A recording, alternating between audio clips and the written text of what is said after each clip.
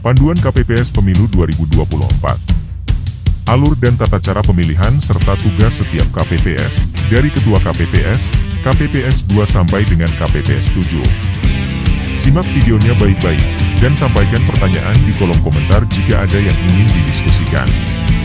Jangan lupa like dan subscribe agar channel ini dapat berkembang. Panduan teknis KPPS Pemilu 2024. Tahap sebelum hari pemungutan suara. KPPS mengumumkan pelaksanaan pemungutan suara di TPS 5 hari sebelum hari pemungutan suara. 2 KPPS menyampaikan formulir model C6 KPU paling lambat 3 hari sebelum hari pemungutan suara. Apabila pada saat distribusi C6 surat pemberitahuan, terdapat warga yang sudah meninggal dunia, tidak dikenal atau pindah alamat, harus dicatat dalam keterangan formulir C6 KPU yang tidak terdistribusi. Selanjutnya, wajib dikembalikan ke PPS serta dicatat ke dalam berita acara model B, AC6 KPU.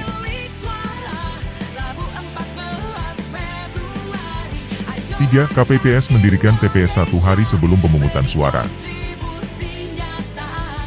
Dalam pembuatan tempat pemungutan suara, KPPS harus memperhatikan beberapa aturan dasar diantaranya. Panjang minimal 10 meter kali lebar minimal 8 meter atau disesuaikan dengan kondisi setempat. Harus mudah diakses, terutama untuk disabilitas dan lansia. Apabila dibuat di ruang terbuka, pastikan terlindung dari sinar matahari dan hujan. Pastikan kerahasiaan pemilih terjaga.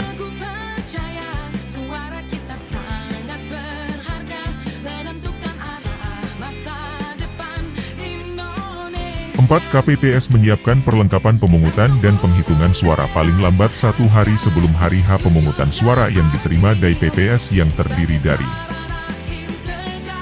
kelengkapan di dalam dan di luar kotak suara. Kelengkapan di luar kotak antara lain kotak suara, bilik suara, tanda pengenal atau ID card, lem perekat atau lakban, ballpoint, gembok atau alat pengaman kotak suara, spidol, stiker, dan formulir-formulir diantaranya model C7 DPT KPU, model C7 DPT BKPU dan mode C7 DPK KPU. Perlengkapan di dalam kotak suara diantaranya surat suara, tinta, segel, paku dan tali pengikat, sampul kertas, karet pengikat surat suara, kantong plastik, formulir berita acara dan sertifikat, dan alat bantu tunanetra. Tahapan persiapan pemungutan suara. Pada hari pemungutan suara, Ketua KPPS dan anggota KPPS sudah harus berada di TPS, selambat-lambatnya pukul 6 waktu setempat. Pada tahapan persiapan pemungutan suara, KPPS melaksanakan tugas diantaranya memeriksa TPS, peralatan dan kelengkapannya, memasang salinan DPT, DPTB, DPC, DCT anggota DPR, DPD, DPRD Provinsi dan DPRD Kabupaten atau Kota pada papan pengumuman. Menempatkan kotak suara masing-masing jenis pemilu di dekat KPPS 6 secara berurutan sebagai berikut. Kotak Presiden dan Wakil Presiden, kotak DPR RI, kotak DPD RI, kotak DPRD Provinsi, dan terakhir kotak DPRD Kabupaten. Tahapan pelaksanaan pemungutan suara. Pukul 7, Ketua KPPS membuka rapat. Pengucapan sumpah janji seluruh anggota KPPS dan petugas ketertiban TPS, dipandu Ketua KPPS. Apabila pada pukul 7, saksi, pengawas TPS atau pemilih belum ada yang hadir, maka rapat ditunda 30 menit, dan selanjutnya dapat dilanjutkan walaupun saksi, pengawas dan pemilih belum hadir. KPPS membuka kotak suara, mengeluarkan dan menghitung surat suara. Jumlah surat suara dan kelengkapan lain yang ada di dalam kotak, dicatat oleh KPPS 2. Ketua KPPS menunjukkan kotak suara telah kosong kepada para pemilih, saksi dan pengawas TPS lalu mengunci kembali kotak tersebut. KPPS mempersilahkan pemilih memasuki TPS dengan memberikan C, pemberitahuan dan menunjukkan KTP elektronik atau suket serta jari pemilih. Pemilih yang terdaftar di dalam DPT tetapi tidak membawa model C6 pemberitahuan, dapat mendaftar dengan menggunakan KTP elektronik atau suket. Setelah diverifikasi oleh KPPS 5, pemilih dipersilahkan duduk di tempat yang telah disediakan.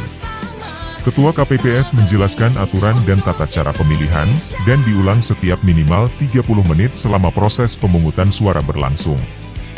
Ketua KPPS memanggil pemilih sesuai antrian dan mendahulukan pemilih berkebutuhan khusus, orang tua atau ibu hamil untuk melakukan pemberian suara.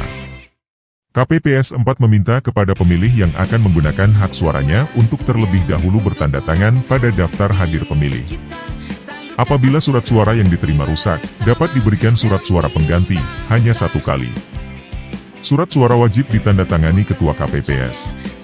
KPPS 2 dan KPP 3 membantu Ketua KPPS mengisi nama kecamatan, kabupaten dan provinsi pada surat suara, dan memastikan, memberikan surat suara yang benar sesuai jenisnya. Keterangan memasukkan surat suara yang benar. KPPS 6 memandu pemilih untuk memasukkan surat suara yang telah dicoblos dengan urutan. Surat suara warna abu-abu untuk calon presiden dan wakil presiden. Surat suara kuning untuk DPR RI. Surat suara merah untuk DPD. Surat suara biru untuk DPRD Provinsi. Surat suara hijau untuk DPRD Kabupaten Kota. Selanjutnya KPPS 7 memastikan pemilih mencelupkan salah satu jari tangan ke dalam tempat tinta sampai pangkal kuku. Pada pukul 12, Ketua KPPS mengumumkan bahwa pemilih DPK diberi kesempatan untuk memberikan suara di TPS. Pada pukul 13, Ketua KPPS mengumumkan bahwa pendaftaran pemilih telah ditutup, dan hanya memberikan kesempatan kepada pemilih yang telah terdaftar dalam daftar hadir pemilih, dan sedang menunggu antrian, untuk menggunakan hak suaranya. Pelaksanaan penghitungan suara. Ketua KPPS dibantu anggota KPPS memasang formulir model C1 plano di papan pengumuman. Ketua KPPS menghitung jumlah surat suara yang tidak digunakan, surat suara yang dikembalikan oleh pemilih karena rusak atau keliru coblos. Ketua KPPS membuka kotak suara dan mengeluarkan seluruh surat suara, serta memperlihatkan kepada saksi dan pengawas bahwa kotak suara telah kosong. Ketua KPPS menghitung jumlah surat suara yang telah dikeluarkan.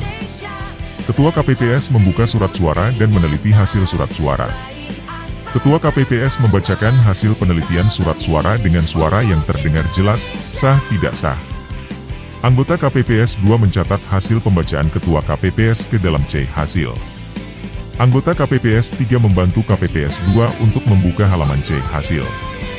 KPPS 4 membuka surat suara yang akan dibacakan oleh Ketua KPPS dan melipat kembali surat suara yang sudah dibacakan oleh Ketua KPPS. KPPS 5 mengumpulkan surat suara yang telah dilipat dan mengelompokkan surat suara sah dan tidak sah dan mengikat surat suara sejumlah tertentu. KPPS dan saksi yang hadir menandatangani formulir model C1 plano semua jenis pemilu.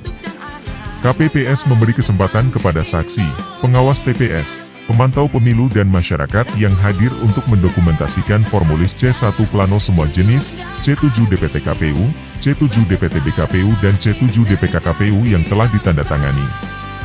Ketua KPPS dan anggota membuat sertifikat hasil penghitungan suara masing-masing jenis pemilu dalam formulir model C1 berhologram beserta salinannya, berdasarkan formulir model C1 plano semua jenis pemilu berhologram.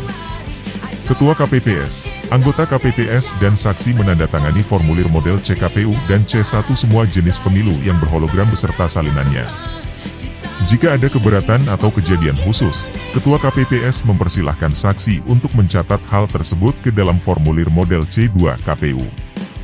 Jika tidak ada, maka wajib dicatat kata nihil. Penyampaian kotak surat TPS beserta salinan formulir. Penyusunan dokumen. Ketua KPPS dibantu anggota menyusun dokumen sebagai berikut. Formulir CKPU berhologram, formulir C2 KPU dan formulir C5 KPU dimasukkan dalam satu amplop dan disegel. Formulir C1 semua jenis pemilu berhologram disatukan dalam satu amplop. Salinan formulir CKPU dan salinan formulir C1 semua jenis pemilu disatukan dalam satu amplop.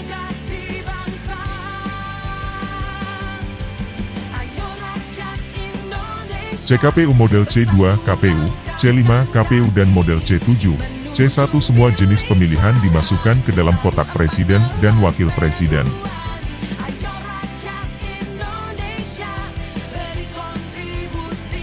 C1 plano semua jenis pemilihan dimasukkan ke dalam kotak suara sesuai jenis pemilu masing-masing. tinta, dan semua perlengkapan lain dimasukkan ke dalam kotak DPR RI.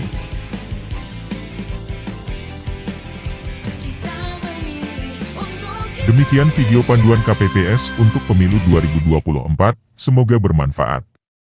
Jangan lupa like, komen dan subscribe, serta share ke teman-teman agar channel ini dapat berkembang. Terima kasih.